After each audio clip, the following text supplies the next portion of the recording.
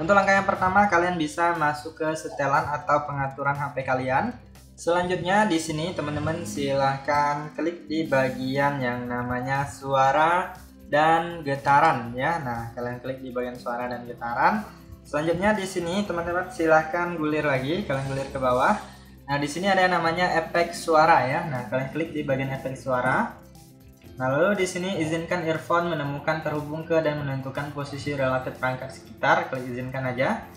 Nah, lalu yang pertama di sini ada efek suara ya. Nah, ini ada Dolby Atmos dan Xiaomi suara.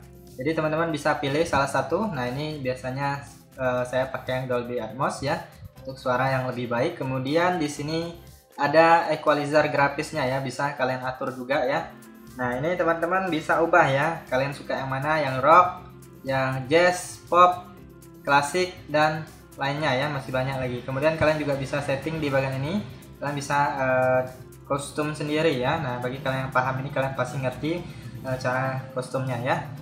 Nah, di sini saya kembalikan aja yang ini ke custom aja ya.